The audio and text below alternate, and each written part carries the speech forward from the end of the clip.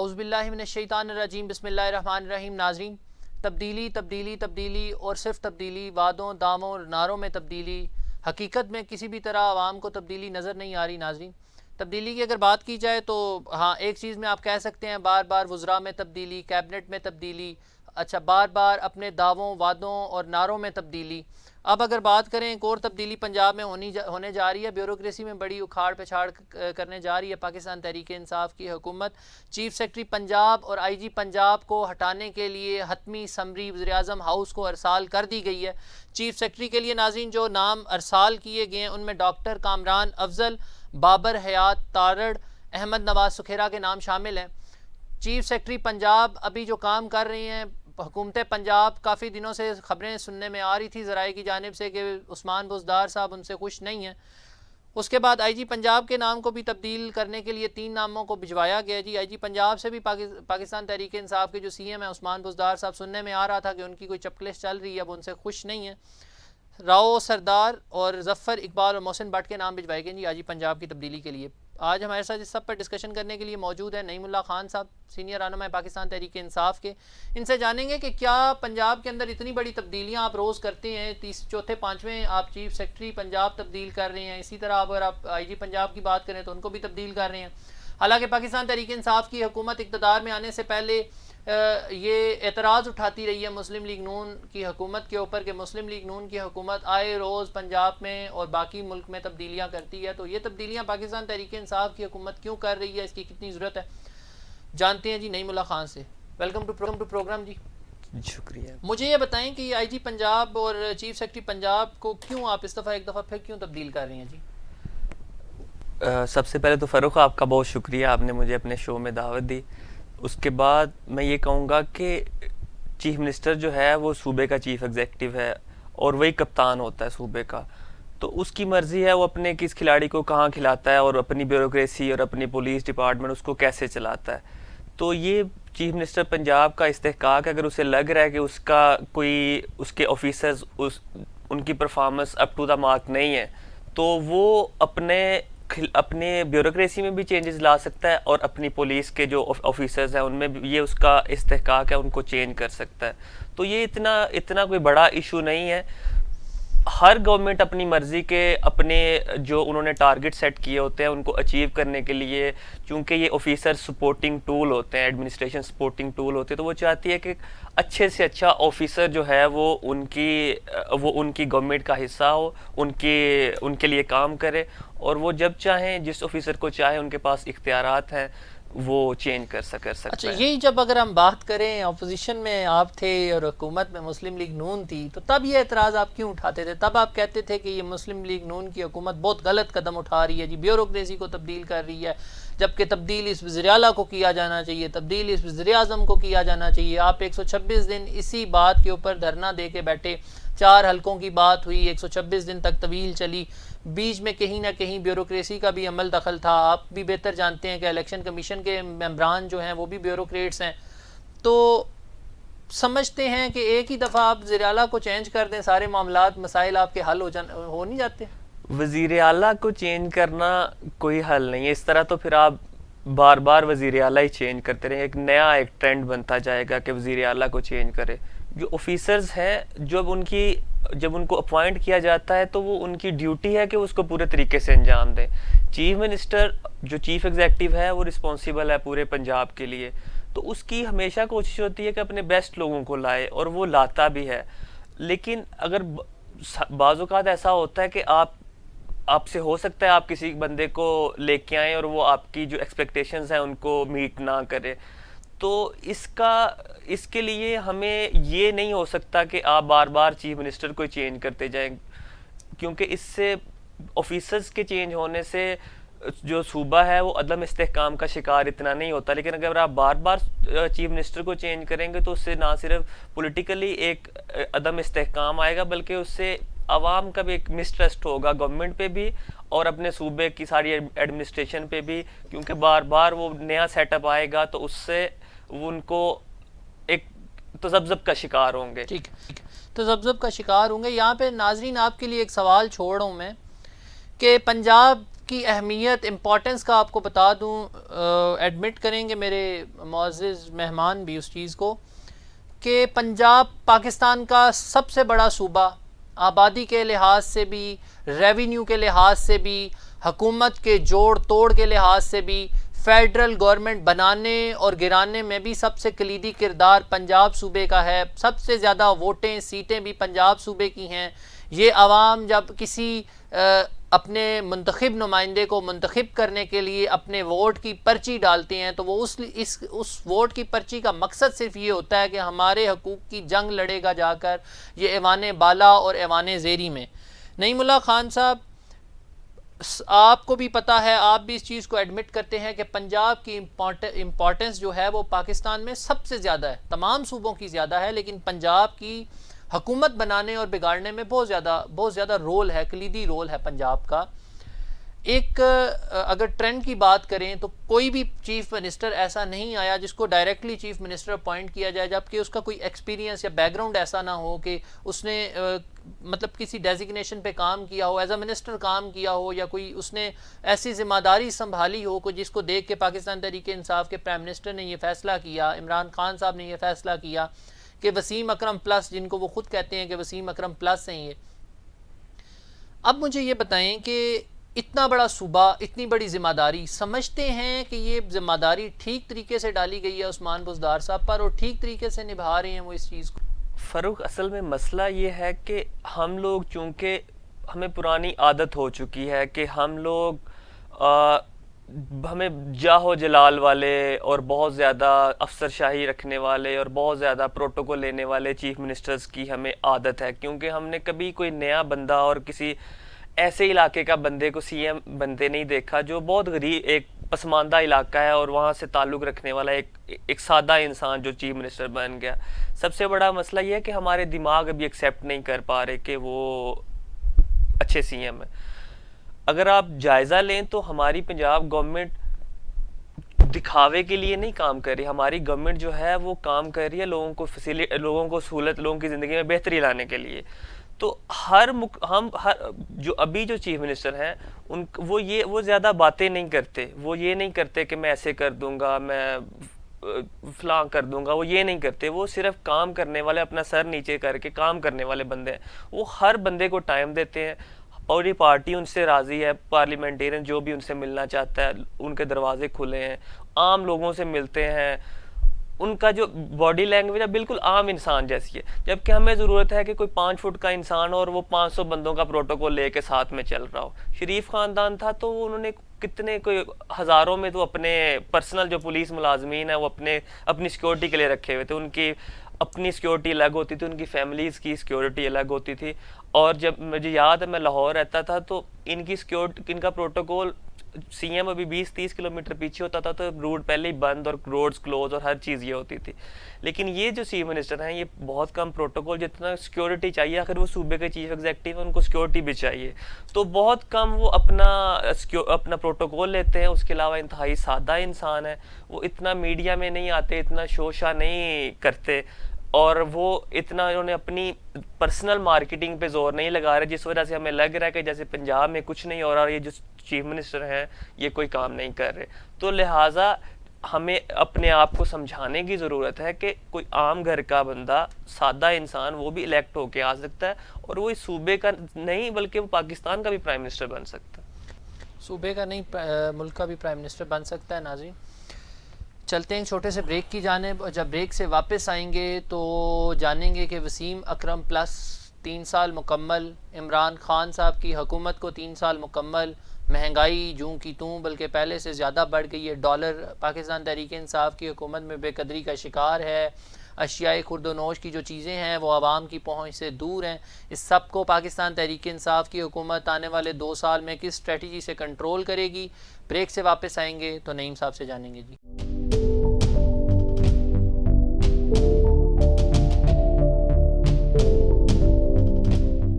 Welcome back ناظرین. پنجاب کے C M, Punjab کو بھی 3 سال مکمل، پاکستان تحریک انصاف کی حکومت کو بھی 3 سال مکمل، مہنگائی جوں کی توں، مہنگائی کا جن بوتل سے اس طرح باہر آیا ہوا ہے کہ وہ بوتل میں جانے کا نام نہیں لے رہا. کنٹرول کسی بھی چیز کے اوپر اگر کہیں پاکستان تحریک انصاف کی حکومت کا ہے تو وہ نہیں ہے، کیونکہ مہنگائی ناظرین آپ کو بھی پتہ ہے لو لیول پہ جو بیوروکریسی ہے اس نے کنٹرول کرنا ہے، ایک تحصیل کے اندر اسسٹنٹ کمشنر نے کنٹرول کرنا ہے، ضلع کے اندر ڈی سی نے کنٹرول کرنا ہے، نہ کہ سی ایم نے کنٹرول کرنا ہے. سی ایم نے صرف command and control C M کے ہاتھ میں ہے، چیف سیکرٹری پنجاب کے ہاتھ میں ہے، انہوں نے ڈائریکشنز دینی ہے نیچے بیوروکریسی کو، تو انہوں نے اس کے اوپر عمل کرنا ہے. نعیم صاحب 2 سالوں میں کیا ان 3 سالوں میں معذرت کے ساتھ پچھلے کوئی بیوروکریسی کو آپ اتنا کنٹرول نہیں کر پائے کہ بیوروکریسی نیچے مہنگائی کو کنٹرول کرے؟ اچھا فاروق، سب سے پہلے میں آپ کو بتاتا ہوں، جو بیوروکریسی ہے وہ کنٹرول کر سکتی ہے جو مارکیٹ میں جو بازار میں چیزیں پڑی ہوئی ہیں ان کو کنٹرول کر سکتی ہے. کوئی سبزی کنٹرول کر لے گی، کوئی چینی کنٹرول کر لے گی، اس کی پرائسز کو کنٹرول کر لے گی. ہمیں بیسیکلی پہلے یہ سمجھنے کی ضرورت ہے کہ مہنگائی کی وجہ کیا ہے. سب سے پہلی وجہ تو یہ ہے کہ ایک انٹرنیشنلی ایک ویو بھی چل رہی ہے مہنگائی کی. کووڈ کے بعد، کووڈ کے دوران جو سارا کرائسس آیا، سپلائی اینڈ ڈیمانڈ کا فرق آیا، یہ ساری ایک سائنس ہے اکنامکس کی. اس کے بعد جو دوسرے نمبر پہ جو وجہ ہے وہ یہ ہے کہ جو ہماری جو پاکستان کا جو سارا سسٹم وہ زیادہ ہم زیادہ امپورٹس پہ ریلائی کرتے ہیں. ہماری $60 ارب سے زیادہ اس وقت بھی امپورٹس ہیں اور ہماری ایکسپورٹس کم ہے. بلکہ ایون ہم جو ایکسپورٹس بھی کرتے ہیں ان کا جو را مٹیریل ہے وہ بھی زیادہ تر امپورٹڈ ہے، باہر سے ہم منگواتے ہیں. یہ مطلب یہاں را مٹیریل بھی اتنا نہیں یہاں پہ ہم پیدا کر پاتے، جس وجہ سے ہمیں وہ اس کی کاسٹ بھی بڑھ جاتی ہے را مٹیریل کی بھی، اور جو فنش گوڈز منگواتے ہیں اس کی کاسٹ بھی بڑھ جاتی ہے. تو اس کی صرف وجہ بیوروکریسی نہیں ہے مہنگائی کی، اس کی وجہ کچھ انٹرنیشنل فیکٹرز بھی ہیں جیسے، اور ایک بہت بڑی وجہ جو ڈالرز بڑھ رہا ہے. ٹھیک ہے، اچھا اس کے علاوہ جو آئل کی پرائسز ہیں وہ اوپر چلی گئی ہیں. جب آئل بڑھتا ہے تو اس سے بھی مہنگائی آتی ہے. میں اس چیز کو 100% ایکسیپٹ کرتا ہوں. میں کوئی ڈیفینڈ نہیں کر رہا کہ مہنگائی نہیں ہے، مہنگائی 100% ہے، میں بالکل مانتا ہوں. لیکن اس کے کچھ ایلیمنٹ، لیکن جو لوگ ہیں جو کریٹکس ہیں ان کو سمجھنے کی اور ان کو بتانے کی بھی ضرورت ہے کہ یہ مہنگائی کی اصل وجہ کیا ہے. تو یہ کچھ وجوہات ہیں. اس کے علاوہ جو بیوروکریسی یا جو لوکل ایڈمنسٹریشن ہے اس کا بھی بہت اہم رول ہے مہنگائی کو. جو بیسک کموڈیٹیز ہیں، جو سبزی ہے، فروٹ ہے، چینی، دالیں، یہ ان کی یہ ڈیوٹی ہے کہ وہ کوئی بھی شخص ناجائز منافع خوری نہ کر سکے. اور وہ وہی جو گورنمنٹ یہاں پہ آپ کو انٹرپٹ کروں گا، یہاں پہ معذرت کے ساتھ آپ کو انٹرپٹ کروں گا. مہنگائی کووڈ کی وجہ سے زیادہ ہے، نیشنل مارکیٹ میں بھی اس کا اثر ہے، پاکستانی مارکیٹ میں بھی ڈیفینیٹلی نیشنل مارکیٹ کا کافی عمل دخل ہوتا ہے، کیونکہ ساری چیزیں پاکستان کے پاس، اللہ کرے پاکستان خود کفیل ہو ہر چیز میں، لیکن ابھی جو موجودہ حالات ہیں ناظرین آپ کو پتہ ہے پاکستان خود کفیل نہیں ہے. نعیم صاحب مجھے یہ بتائیں کہ گورنمنٹ ریٹ آپ کی market committees, local market committees جو ہر تحصیل کے اوپر بنی ہوتی ہیں، لوکل مارکیٹ چیئرمین اس کے ہوتے ہیں، اس کے ممبران ہوتے ہیں، اس کے سیکٹریز ہوتے ہیں، وہ ڈیلی بیسس پہ جب صبح بولی لگتی ہے منڈی کے اندر جا کر تو وہاں پہ ان کا ایک نمائندہ جاتا ہے، وہ اس منڈی کی بولی کو نوٹ کرتا ہے، اس کے اکارڈنگلی وہ ایک لسٹ بناتا ہے کہ آج ٹماٹر کا یہ ریٹ ہوگا، آج گوبھی کا یہ ریٹ ہوگا، آج اگر کوئی اور اشیاء خرد و نوش ہیں، کھانے پینے کی چیزیں ہیں، اس کا یہ ریٹ ہوگا. وہ لسٹ ڈیلی بیسس پہ آپ کے جو پرائس کنٹرول مجسٹریٹ ہیں وہ مانیٹر کرتے ہیں کہ کون سا دکاندار جو ہے وہ اس لسٹ کے مطابق چیزوں کو نہیں بیچ رہا. اگر وہ لسٹ روز کی بنیاد پر مارکیٹ کمیٹی سے نکلتی ہے اور گاہکوں کے پاس پہنچتی، معذرت کے ساتھ دکانداروں کے ساتھ پاس پہنچتی ہے، اس کے بعد اگر اس پرائس کنٹرول کمیٹی کی دی گئی لسٹ پر دکاندار متعلقہ چیز کو فروخت نہیں کرتا تو وہ قانونی طور پر جرم کرتا ہے، وہ اخلاقی طور پر جرم کرتا ہے. اس کی پکڑ دکڑ ہونی چاہیے، اس کو پوچھ گچھ ہونی چاہیے. وہ کون کرے گا؟ بیوروکریسی کرے گی، ڈیفینیٹلی بیوروکریسی کرے گی. بیوروکریسی تب کرے گی جب بیوروکریسی کو اوپر سے کھینچا جائے گا.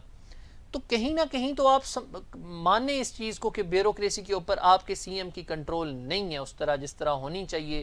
ایک چیز کو آپ بھی تسلیم کریں گے، میں بھی کروں گا، پرانی حکومت چور تھی، ایڈمٹ کرتی ہیں جی، غلط تھی، غلط پالیسیز تھی، لیکن بیوروکریسی پہ ان کا کنٹرول تھا. آپ کے پرائم منسٹر کا بیوروکریسی کے اوپر 100% کنٹرول ہے، آپ کے سی ایم کا کنٹرول اس طرح نہیں ہے صوبے کے اندر. اگر آپ دیکھیں تو کیوں نہیں ہے؟ اس کی وجہ میں یہ بات نہیں، میں تو آپ کی بات سے معذرت کے ساتھ اختلاف کروں گا کہ سی ایم کا کنٹرول نہیں ہے. ٹھیک ہے، نیگلیجنس ہو سکتی ہے، یہ کہیں پہ بھی ہو سکتی ہے، یہ کسی سندھ میں بھی ہو سکتی ہے، فیڈرل گورنمنٹ مطلب آفیسرز ہیں وہ میں نیگلیجنس ہو سکتی ہے، غفلت ہو سکتی ہے. لیکن اگر آپ یہ کہیں کہ کوئی چیف منسٹر کی بات کو چیف ایگزیکٹو، ظاہر ہے صوبے کا وہ بالکل اس کے ایسا ہی ہے، پاس صوبے کا پاور ہے سارا، کنٹرول اس اس کے کو پاس اس ہے. نے ایڈمنسٹریشن ساری اگر کوئی یہ کہے کہ چیف منسٹر کو انسٹرکشن دیتا ہے اور کوئی آفیسرز ڈائریکٹلی کوئی اس کو ریفیوز کر ان کو نہیں انکار کر دیتا ہے، یہ تو میں اس چیز کے بالکل نہیں ڈائریکٹلی وہ ریفیوز نہیں کرتے، وہ میں کہہ رہا ہوں مانتے نہیں، نیگلیجنس آگے ہو امپلیمنٹ سکتی نہیں ہے، کرتے اس کو. نیگلیجنس پھر یہی مسئلہ ہے نا کہ جب ہم اپنی بیوروکریسی چینج کرتے ہیں کہ یہ بندہ صحیح پرفارم نہیں کر رہا، تو پھر بھی ہم پہ تنقید ہوتی ہے کہ آپ لوگوں کا ان پہ آپ لوگ اپنے سی ایم کو ہی چینج کرتے ہیں. پھر تنقید جو ہوتی ہے چینج کرنے پہ وہ اس لیے ہوتی ہے جب آپ بندے لگاتے ہیں تو ان کا ایک کرائٹیریا کیوں نہیں سیٹ کرتے کہ اس بندے کو میں اس لیے لگا رہا ہوں کہ یہ اس چیز میں، جیسے آپ کی ایک بہت اچھا اقدام تھا جو آپ نے شوکت ترین صاحب کو اپنا فائنانس منسٹر لگایا، ان کے اوپر لاکھ تنقید صحیح، لیکن آپ کی اکانومی کو اگر ڈوبتی کشتی کو کسی نے سہارا دیا ہے تو وہ شوکت ترین صاحب ہیں. ہم اس چیز کو ایڈمٹ کرتے ہیں، عوام اس چیز کو سمجھتی ہے کہ ملک کا نظام چلانے کے لیے خزانہ ایک اہم وزارت ہے، انٹیریئر منسٹری ایک اہم وزارت ہے، پرائم منسٹرشپ ایک اہم عہدہ ہے. جب آپ سمجھتے ہیں کہ آپ کے شوکت ترین صاحب نے نظام 100% صحیح سنبھال لیا، اس میں بھی کچھ خامیاں ہوں گی لیکن وقت کے ساتھ ساتھ وہ دور ہو جائیں گی. جب بیوروکریسی کا تعین کیا جاتا ہے، جیسے ابھی 3 نام میں آپ کے سامنے میں نے آپ کو بتایا، ڈاکٹر کامران افضل، بابر حیات تاڑر، احمد نواز سکھیرا، 3 نام آپ نے بھجوا دیے. کیا کرائیٹیریا سیٹ کر کے بھجوائے ہوں گے پنجاب گورنمنٹ نے یہ 3 نام؟ کسی وہ تو نہیں چل پڑا کلچر جس طرح سیاسی کلچر چلتا تھا کہ اپنے بندوں کو نوازا جانا، کچھ اس طرح کا؟ نہیں ایسا بالکل بھی نہیں ہے. بزدار صاحب بالکل انہوں نے اور وفاق کو بھیجے ہیں، پہلی بات تو نام کے وفاق. جب آپ نام بھیجتے ہیں کہ یہ 3 آپشنز ہیں تو اس کا مطلب گیند اگلے پرائم منسٹر صاحب کی بھی کورٹ میں ہے. وہ پرائم منسٹر صاحب کی مشاورت کے ہاں بعد ان کی یہ مرضی ہے وہ جس کو بھی اپوائنٹ کر سکیں، کیونکہ یہ سارا یہ ان کی ڈسکریشن پہ ہوتا ہے سارا. تو ایک تو یہ ہے کہ یہ اپنے اگر نوازنا ہو تو پھر انسسٹ کرتے ہیں، جس طرح سے ابھی سندھ گورنمنٹ نے اپنے بندے کو نوازنا تھا تو وہ ایک بندے پہ فوکس کر رہے تھے، اور میڈیا میں وہی چل رہا تھا کہ ہمیں مشتاق مہر چاہیے آئی جی سندھ. یہ بھی پھر کہہ سکتے ہیں کہ ہمیں فلاں بندہ ہی چاہیے، 3 نام ہم بس فارمیلٹی کے طور، لیکن یہ نہیں، انہوں نے 3 نام بھجوائے ہیں جو کہ پرائم منسٹر کی مرضی ہے وہ جس کو بھی اپوائنٹ کر دیں. اور دوسری بات جو آپ شوکت ترین کی صاحب کی کہہ رہے تھے، نو ڈاؤٹ وہ بہت اچھا پرفارم کر رہے ہیں، لیکن میں ایک یہاں پہ زیادتی ہوگی. میں یہ بھی سمجھتا ہوں کہ حفیظ شیخ صاحب کے رول کو کبھی نہیں بھولنا چاہیے. انہوں نے بھی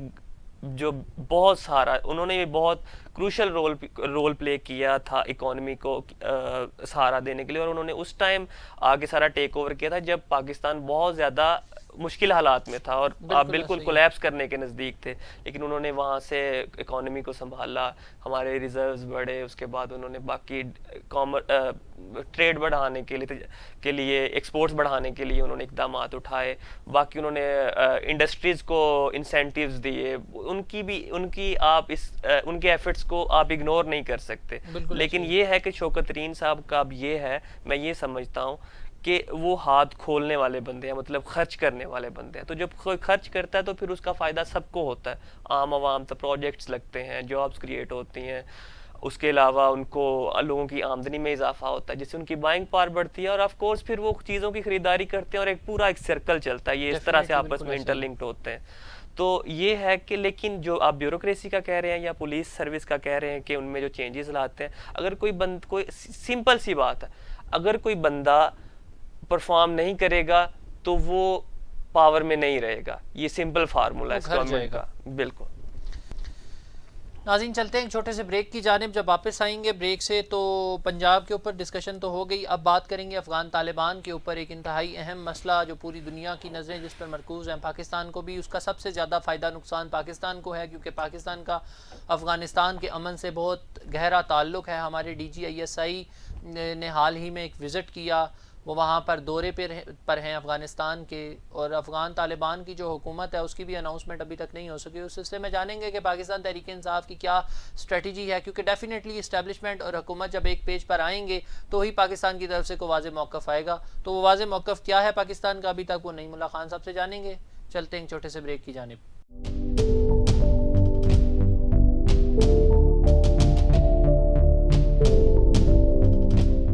جی ویلکم بیک ناظرین. افغان طالبان نے کنٹرول سنبھالا افغانستان کا. ناظرین ایک عرصہ بیت چکا ہے, اس کو بھی عرصے سے مراد یہ ہے کہ حال ہی میں سنبھالا, لیکن وہ وقت کے ساتھ ساتھ کافی ساری چینجنگز بھی آ رہی ہیں. افغان حکومت کا اعلان ابھی تک نہیں ہو رہا. پاکستان کو سب سے زیادہ افغانستان کے امن سے سب سے زیادہ فائدہ پاکستان کو ہے. پاکستان سچے دل سے یہ چاہتا ہے کہ افغانستان کے اندر امن ہو. جب افغانستان کے اندر امن ہوگا تو پاکستان کے اندر امن ہوگا, خطے کے اندر امن ہوگا, پورے خطے کو اس کا فائدہ ہے. لیکن افغان حکومت کا اعلان ابھی تک نہیں ہو رہا. افغان حکومت کا اعلان جمعے کو ہونا تھا, وہ فیصلہ مؤخر ہو گیا. ہفتے والے دن ہمارے DGISI صاحب وہاں پہنچے. ایک اچھا گڈ سائن جو پاکستان کی طرف سے دیا گیا. تمام ایجنسیز کے سربراہان وہاں پر یکے بعد دیگرے گئے ہیں, لیکن ان کے جو وزٹ تھے وہ چھپ کر تھے. DGISI پاکستان کا وزٹ دھڑلے والا وزٹ تھا. انہوں نے جب وزٹ کیا تو تمام دنیا کو انہوں نے بتایا کہ ہم افغانستان میں جا رہے ہیں, اور جانے کا مقصد یہ ہے کہ وہاں پر ہم بات چیت کریں گے, اور بات چیت ہوگی صرف امن امن اور امن پر. کیونکہ بھارت کی طرف سے جو وہاں پر ایک ڈپلائمنٹ کی گئی تھی, ایک فضا قائم کی گئی تھی اشرف غنی صاحب کے وقت کے, پاکستان کے کو ڈائریکٹ نقصان پہنچایا جاتا تھا افغانستان کے اندر بیٹھ کر. وہاں کے اندر بیٹھ کر وہاں پہ ایسے منصوبے تیار کیے جاتے تھے جس سے پاکستان کو نقصان تھا, پاکستانی حکومت کو نقصان تھا, پاکستانی ریاست کو نقصان تھا. ہمارے سولجرز شہید ہوتے تھے, ہماری بارڈر کے اوپر جنگ چھڑتی تھی, ہمارے ملک کے اندر بلاسٹ ہوتے تھے. آپ کو ساری صورتحال ناظرین پتہ ہے, نعیم اللہ خان صاحب کو بھی پتہ ہے. اب DGISI کے وزٹ کے بعد حالات کس طرف جائیں گے اور حکومت کی اسٹریٹجی کیا ہے, کیونکہ مین چیز جو اس وقت ہے وہ پاکستان حکومت کی اسٹریٹجی ہے. امریکہ بھی پاکستان کی طرف دیکھ رہا ہے کہ پاکستان کیا پالیسی اپناتا ہے. پاکستان نے تو واضح موقف دیا ہے کہ وہ افغان طالبان کے درمیان جو صرف ثالثی میں ثالث کا کردار ادا کیا ہے, انہوں نے ضامن کا کردار ادا نہیں کیا. وہ ضمانتی نہیں ہے کسی بھی چیز کے, وہ ثالث ہیں, انہوں نے ان کو بٹھایا. نعیم صاحب مجھے یہ بتائیں کہ افغان طالبان نے ابھی تک حکومت کا اعلان نہیں کیا. پاکستان کے لیے سب سے بڑا جو پاکستان کو سب سے ایڈوانٹیج ہے زیادہ, وہ یہ ہے کہ امن ہو جائے گا خطے میں بھی, پاکستان کے اندر بھی. تو افغان حکومت کا اعلان نہ ہونا افغان طالبان کی طرف سے, یہ ڈیلے پروسیس کیا وجہ کو پاکستان کے ساتھ اس طرح کی خارجہ سطح پر ان کی بات چیت ہوئی؟ مجھے جو اور بھی ریزنز ہو سکتے ہیں, لیکن جو مجھے ایک ریزن سمجھ آتی ہے, جیسے ان کا ایک صوبہ ہے پنجشیر, وہاں پہ بھی لڑائی بھی چل رہی ہے, تو میرے خیال سے وہ اس کو بھی سیٹل کرنا چاہ رہے ہیں کہ گورنمنٹ بنانے سے پہلے اس مسئلے کو بھی سیٹل کر دیا جائے. تو وہاں پہ خبریں چل رہی ہیں کہ کافی طالبان کو کافی زیادہ وہاں پہ فتوحات بھی ملی ہیں, کچھ ڈسٹرکٹس پہ انہوں نے اپنا قبضہ بھی کر لیا ہے اور وہ آگے بڑھ رہے ہیں. اور دوسرا یہ ہے کہ یہ بھی ہو سکتا ہے کہ وہ اپنے جو ان کے حلیف, جن کو طالبان اپنا حلیف سمجھتے ہیں, دوسرے ممالک ہیں, وہ ان کی تھوڑی سپورٹ گین کرنا چاہ رہے ہیں کہ ہمیں جتنی زیادہ سپورٹ, ہمیں زیادہ ایشورنس ملتی جائے گی تو ہم تب گورنمنٹ اناؤنس کریں گے. اور تیسرا یہ ہے کہ گورنمنٹ بنانا ایک تھوڑا سا مشکل, ایک پیچیدہ کام ہے. اس کے لیے بہت ساری مشاورت اور یہ ٹائم ٹیکنگ کام ہے. یہ کوئی ایسے سوئچ دبایا اور گورنمنٹ بن گئی, ایسا سسٹم نہیں ہوتا. اس میں آپ نے مختلف لوگوں کو مختلف ذمہ داریاں دینی ہوتی ہیں, سو آپس میں آپ ان کا ہوتے ہیں معاملات. تو یہ 2-3 ریزنز مجھے سمجھ آتے ہیں کہ یہ اس وجہ سے ابھی تک طالبان جو ہیں وہ وہاں پہ ابھی تک گورنمنٹ فارم نہیں کرے, لیکن ایکسپیکٹڈ ہے کہ شاید اس جمعے تک وہ اپنی گورنمنٹ جو ہے اس کو بنا لیں گے. اچھا, پنجشیر کے اندر ناظرین ابھی تک افغان طالبان کی طرف سے دعویٰ کیا جا رہا ہے کہ انہوں نے آلموسٹ تقریباً کنٹرول سنبھال لی ہے پنجشیر کا. افغان طالبان کی مکمل کوشش یہی ہے, اور ابھی تک کی پالیسیز کو دیکھ کر یہ نظر آ رہا ہے کہ وہی یہ افغان طالبان, اب طالبان وہ نہیں رہے جو اس سے پہلے تھے. ماضی میں جو ان کا ایک سکیچ عوام کے سامنے رکھا جاتا تھا, عام دنیا کے سامنے رکھا جاتا تھا, امریکہ جو سکیچ پیش کرتا تھا کہ یہ بڑے ظالم ہیں, ان کے خلاف ہم جنگ کر رہے ہیں, اور یہ اچھے لوگ نہیں ہیں, ان کو ہم نے خطے سے باہر نکالنا ہے, ان کی وجہ سے امن و سکون برباد ہے پوری دنیا کا. اگر افغان طالبان کا کنٹرول سنبھالنے کے بعد اب تک دیکھا جائے تو افغان طالبان کا جو رویہ ہے وہ بڑا تبدیل ہے. افغان طالبان کی جو پالیسیز ہیں وہ بھی بڑی تبدیل ہیں. وہ مکمل سیاست سے کھیل رہے ہیں, اور سیاست سے کھیلنا ہی ان کے لیے فیور کی بھی بات ہے کہ دنیا کی بھی نظریں ان پہ ہیں کہ وہ کیا کرتے ہیں, اسٹریٹجی کیا اپناتے ہیں. افغان طالبان نے پاکستان کو بھی آفر کی ہے کہ آپ آئیں ہمارے ساتھ تجارت کریں، ہمارے ساتھ اپنے معاملات کو چلائیں. چین کی طرف ان کی زیادہ نظریں ہیں. ایک چیز مجھے بتائیں کہ افغان طالبان اور افغان حکومت کے کچھ ریزروز امریکہ کے پاس پڑے تھے جو امریکہ نے سیز کر دی ہیں. تو نئی جو حکومت افغان طالبان کی بنے گی اس کو مشکلات تو ہوں گی مالی طور پر، تو کیا پاکستان ایک سپورٹیو کا کردار ادا کرے گا؟ جی بالکل. ایک اچھا ہمسایہ ہونے کے ناطے جو بھی نئی گورنمنٹ آئے دنیا میں یہ نہیں کہہ رہا کہ آپ سب سے پہلے ان کو ایکسیپٹ کریں، ان کی ریکگنائز کریں ان کی گورنمنٹ کو. جو بھی دنیا کا ایک کولیکٹیو آپ کا جو بھی ریجنل پاورز ہیں لائک رشیا ہے، چائنا ہے، ایران ہے، بالکل یہی بات ہے. ان کے ساتھ مل کے ایک اکٹھے ایک مل کے ایک اسٹریٹجی بنانی چاہیے، اور پھر اس حساب سے آپ ایک اچھے نیبر کے ایک بینگ اے گڈ نیبر آپ ان کی ہیلپ کریں جس طرح سے ان کو پولیٹیکل ہیلپ چاہیے، ان کو اکنومیکل ہیلپ چاہیے، ان کو کوئی لاجسٹیکل سپورٹ چاہیے وہاں پہ انفراسٹرکچر ڈیولپ کرنے کے لیے. تو پاکستان اگر دنیا ان کو ایکسیپٹ کرتی ہے، دنیا اگر ان کی گورنمنٹ کو ریکگنائز کرتی ہے، تو پاکستان کو بڑھ چڑھ کر افغانستان میں امن کے لیے اور وہاں پہ ڈیولپمنٹ کے لیے بڑھ چڑھ کے اپنا رول ادا کرنا چاہیے. اور نہ صرف وہاں کی گورنمنٹ کے ساتھ بلکہ وہاں کے جو مطلب ایک پرانی ایک ان کے ساتھ وہاں کی عوام کے ساتھ محبتیں ہیں، پاکستان بالکل کی ایسے ہی. عوام کی دل سے دل ملے ہوئے ہیں، رشتہ داری ہیں، سارا وہ مشکل ٹائم ہوتا ہے اس میں. یہ ساری چیزیں آزمائش کا بھی ٹائم ہوتا ہے. آپ کو چاہیے کہ اپنے بالکل یہی بڑھ بات ہے. چڑھ کر ان کا ساتھ دیں، ان کو ہر طرح سے سپورٹ کریں. ٹھیک. عالمی رپورٹس جو سامنے آ رہی ہیں ناظرین، B B C, C N N کی اور باقی بھی کچھ مستند ادارے جو وہاں پر اپنے رپورٹرز جن کے موجود ہیں، پاکستانی میڈیا کے ممبرانز بھی وہاں پہ کافی ساری تعداد میں موجود ہیں، وہ ڈیلی بیسس پہ ایک رپورٹ بھی جنریٹ کر کے بھجوا رہے ہوتے ہیں کہ عوام کے اندر افراتفری پائی جا رہی ہے. افغانستان کے اندر جو افغان کرنسی ہے وہ بڑی ڈی ویلیو ہو چکی ہے. 100 افغانی روپے کے برابر $1 چلا گیا ہے، جبکہ ماضی میں ایسا نہیں تھا. یہ اتنی انسٹیبلٹی کو کیسے کنٹرول کریں گے افغان طالبان؟ اگر اس سے پہلے کہا جائے کہ افغان طالبان کے پاس کوئی حکومت کا ایکسپیرینس ہے تو وہ بالکل نہیں ہے. ایون دن کہ آپ اگر دیکھیں کہ اسٹیٹ بینک کے جو انہوں نے لگائے ہیں وہ سربراہ، ان کا بھی کوئی فائنانس سے کوئی دور دور تک تعلق نہیں ہے. دو چیزیں سننے میں آ رہی ہیں جو عالمی میڈیا کی رپورٹس ہیں، ان میں ایک چیز جو سننے میں آ رہی ہے ناظرین وہ یہ ہے کہ افغان طالبان کے اندر بھی کچھ اختلافات پائے جا رہے ہیں حکومت کو لے کر، کیونکہ افغان طالبان کے اندر ایک گروپ تو وہ ہے جو جہادی گروپ ہے، جس کا کام جہاد کرنا ہے، جس کا مشن یہ ہے کہ ہم نے جہاد کیا، ہم نے اس کو فتح کیا، اس کی اوپر مکمل کنٹرول ہمارا ہے، ہماری سوابدید ہے کہ ہم اس کا کنٹرول کیسے رکھتے ہیں، اس کو کیسے لے کر چلتے ہیں، اس کو کیسے چلاتے ہیں. جبکہ دوسری طرف ایک سیاسی گروپ ہے جس نے قطر کے اندر مذاکرات کیے، جس نے امریکہ کو ٹیبل ٹاک پر مجبور کیا، پاکستان کو ثالثی کا کردار ادا کرنے پر مجبور کیا، پاکستان نے ثالثی کا کردار ادا کیا، افغان طالبان کو ڈیلیگیشن ٹیبل پر لائے، ڈیلیگیشن گیا، ڈیلیگیٹ کیا گیا، معاملات افہام و تفہیم سے حل ہوئے، امریکن فوج نے یہاں سے انخلا کا ایک سلسلہ شروع ہوا.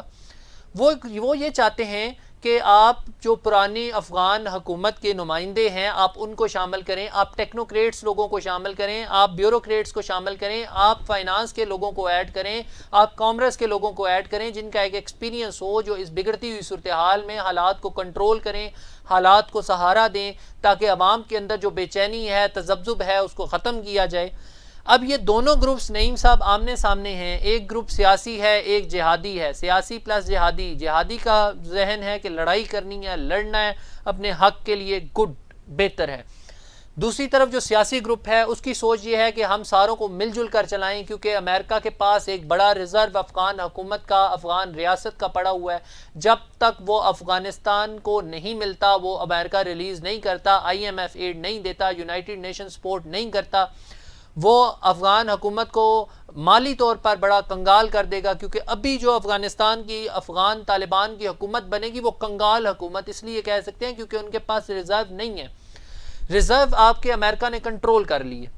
تو ان دونوں گروپس میں آپس میں ابھی سننے میں تو یہی آ رہا ہے، جو ہمارے رپورٹرز وہاں موجود ہیں وہ یہ خبریں بھجواتے ہیں کہ ابھی تک جو ان کے آپس کے اختلافات ہیں وہ کھل کر سامنے نہیں آ رہے، کیونکہ ان کی ایک اور ہماری حکومتوں میں، ہماری اپوزیشنز میں تو میڈیا کے اوپر بات لے جائی جاتی ہے، لیکن ان میں یہ ہے کہ وہ بات کو ٹل اینڈ وہ سیکرٹ رکھتے ہیں، اپنے اختلافات کو پبلک کے سامنے نہیں لاتے. وہ آپس میں ان کے جرگا سسٹم ہے اور اس طرح وہ اس کو نیگوسیشن کے تھرو سالو کرتے ہیں.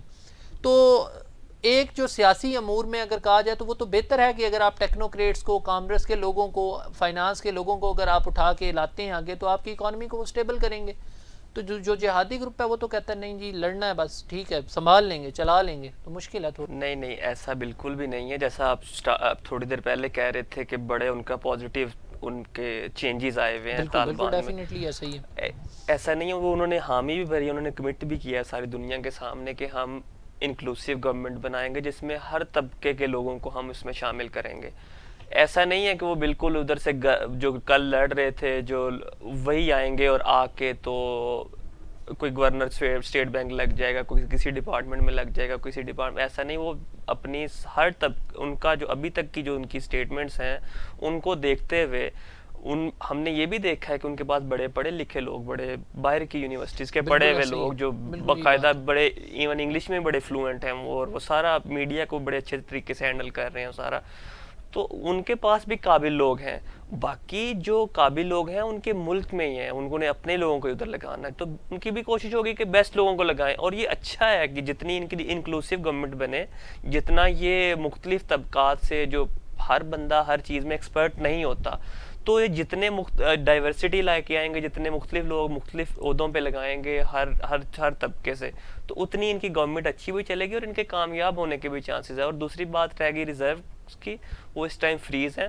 جب یہ طالبان اپنی گورنمنٹ بنائیں گے تو جب امریکہ اس کو ریکگنائز کرے گا تو آٹومیٹیکلی ریزروز انہیں واپس کرنے پڑیں گے. وہ تو ان کے اپنے مطلب افغانستان کے لوگوں کے وہ ریزروز ہیں، وہ کوئی امریکہ کے ریزروز تو نہیں ہیں. تو اس لیے ابھی تھوڑا ویٹ کریں، گورنمنٹ بن جائے، پھر ہمیں تھوڑی کلیئرٹی زیادہ آئے گی کہ یہ گورنمنٹ کس طرح سے چلانا چاہ رہے ہیں اور اس کو کہاں لے کے جا رہے ہیں. بالکل یہی بات ہے. لیکن امریکہ کی طرف سے تو واضح طور پر کہا گیا کہ بالکل افغان طالبان جو ریزروز ہیں افغان حکومت کے، اس کی طرف تو بالکل وہ تب تک انہوں نے تب تک ہے جب تک وہ ان کی گورنمنٹ کو ریکگنائز نہیں کرتے. جب وہ ان کی گورنمنٹ کو ریکگنائز کریں گے تو وہ آٹومیٹیکلی انفریز کر دیں گے ان کے ریزروز. ٹھیک. چین کا ایک بڑا اہم رول ثابت ہو سکتا ہے، ترکی کا ایک اہم رول ثابت ہو سکتا ہے. رجب طیب اردگان بڑے ایکٹیو ہیں اور وہاں پر چینی صدر بڑے ایکٹیو ہیں. چین کے بارے میں تو افغان طالبان نے کہا کہ اب اگر ہماری زیادہ تر توجہ ہے تو وہ چین کے اوپر ہے، کیونکہ چین نے سب سے بڑی سرمایہ کاری کی آفر دی ہے اور چین نے ان کو کہا ہے کہ جو آپ کے پروجیکٹس میگا پروجیکٹس بھارت چھوڑ کے بھاگ گیا وہ ہم سنبھالیں گے اور ہم ان کو مکمل کریں گے. تو چین کا کیا رول ہوگا اور ٹرکی کا کیا رول؟ اس ریجن کا جو اگر سب سے بڑا پلیئر کہیں تو وہ کوئی غلط نہیں ہوگا. اور سپر پاور ٹو بی اس کو کہہ رہے ہیں کہ پہلے اس نے 2030 میں سپر پاور بننا تھا، لیکن کووڈ کی وجہ سے اکانومی ساری دنیا کی ہٹ ہوئی، تو اب ایکسپرٹس کہہ رہے ہیں کہ وہ 2028 میں سپر پاور بن جائے گا. یہ تو ہر بندہ جب آپ اپنے بینگ کنٹری مین یا کہہ لیں کہ اپنا ایز اے پرائم منسٹر یا بینگ اے سربراہ آپ اس کو اپنے ملک کو دیکھتے ہیں تو آپ کے ہر ملک اپنے انٹرسٹ دیکھتا ہے. اگر افغانستان کے لوگوں کو اپنا ملکی مفاد چائنا کے ساتھ زیادہ کوارڈینیشن میں نظر آئے گا تو وہ چائنا کے ساتھ کریں گے، لیکن اس کا یہ مطلب نہیں ہوتا کہ آپ باقیوں کو اگنور کرتے ہیں. ہر ملک چاہتا ہے کہ اس کے کم از کم جو ہمسائے ہیں ان کے ساتھ ان کے سب سے بہترین تعلق ہوں. اور افغانستان اسٹریٹجیکلی بہت اہم جگہ پہ ہے، وہ سینٹرل ایشیا کا گیٹ وے اس کو کہہ سکتے ہیں. آگے 90 ارب ڈالر کی پوری ایک مارکیٹ ہے سینٹرل ایشیا کی. چائنا پاکستان اکنامک کوریڈور ہے، وہ چائنا اس کو وہاں تک پھیلانا چاہتا ہے. تو یہ ان کی ایک بڑی پازیٹیو اور بڑی ڈیولپنگ سوچ ہے. وہ یہ نہیں کہہ رہے کہ ہم دنیا کے ساتھ لڑیں گے، وہ آگے بڑھنے کی، گرو کرنے کی بات کر رہے ہیں اور بڑا پازیٹیولی لے کے چل رہے ہیں. اور لیکن اس میں رشیا ہے، اس کی ایک اپنی امپورٹنس ہے، اس کے علاوہ ایران ہے، پاکستان ہے، ان کی اپنی امپورٹنس ہے. بالکل یہ بات ہے. چین کا کیا رول ہوتا ہے یہ تو آنے والا وقت ثابت کرے گا. افغانستان کے اندر حالات بھی کوئی جب تک حکومت نہیں بنتی، آپ کی بات بالکل ٹھیک ہے کہ حکومت بننے کا ویٹ کرنا چاہیے. ہم بھی ویٹ کریں گے کہ حکومت بنتی ہے، کیسی حکومت بنتی ہے، اس کی اسٹریٹجیز کیا ہوتی ہیں، اور سب سے مین اہم چیز کہ کیا عالمی دنیا اس کو تسلیم کرتی ہے یا نہیں کرتی. اصل سوال یہ ہے. واپس تھوڑا سا آتے ہیں. پروگرام کے پہلے حصے میں ہماری بات ہو رہی تھی بیوروکریسی کی اکھاڑ پچھاڑ پر، کیونکہ بیوروکریسی کو اکھاڑا پچھاڑا جا رہا ہے. تبدیلی اچھی ہے، تبدیلی کرنی چاہیے. ایک چیز 3 سال مکمل ہو گئے ہیں آپ کو بھی پتہ ہے، رہتے آپ کے ساتھ 2 سال ہیں. تو ان 2 سالوں میں پچھلے 3 سال کو اگر آپ دیکھیں تو کوئی خاصی عوام مطمئن نہیں ہے آپ سے، تو کیسے عوام کو سیٹسفائی کریں گے؟ میں جو اس ٹائم سب سے بڑا جو ایشو دیکھتا ہوں وہ مجھے مہنگائی لگتا ہے کہ بالکل مہنگائی جو ہے جس وجہ سے عوام انسیٹسفائی ڈسسیٹسفائی. اگر آپ ہماری گورنمنٹ جو کہ پورا ایفرٹ کرے اور بڑا دیر سے کر رہی ہے، لیکن چونکہ وہی میں آپ کو کہہ رہا تھا کہ کچھ انٹرنیشنل اس میں بھی ہیں، ایک انٹرنیشنل یہ ایک مہنگائی کی ایک ویو چل رہی بالکل ہے اور بالکل یہ سارے بات ہے۔ کافی زیادہ اس میں فیکٹرز ہیں. تو وہ اگر اگر گورنمنٹ مہنگائی کو کنٹرول کرتی ہے تو عوام کو سیٹسفائی کرنا اتنا مشکل کام نہیں ہے. دیکھیں ہماری گورنمنٹ اللہ کے حکم سے ہر وہ چیز پرانی گورنمنٹ سے زیادہ کر رہی ہے. ہماری گورنمنٹ نے بہت زبردست پروجیکٹس لے کے آئی ہے. ہماری گورنمنٹ نے پنجاب میں ہر ضلع کو الگ الگ اس کا بجٹ دیا ہے ڈیولپنگ، جو کبھی تاریخ میں نہیں ہوا. ہر ضلع اکٹھے اور ایک جتنا گرو کرے گا. پہلے ہوتا تھا کہ لاہور میں سارے ساؤتھ پنجاب کا اور بالکل سارا یہی بجٹ بات ہے، لگا دیا. بالکل ایسا ہی ہے۔ اس کے بعد ہمارے بہت سارے ہمارا احساس پروگرام ہے جو اسپیشل جو ہے ہی خاص طور پہ غریب لوگوں کے لیے. ہم نے اس کو کرپشن سے بھی پاک کیا. بہت سارے لوگوں کے ایون جو آفیسرز تھے اس کے بینظیر انکم سپورٹ پروگرام کے ان کو نکالا گیا کرپشن چارجز پہ.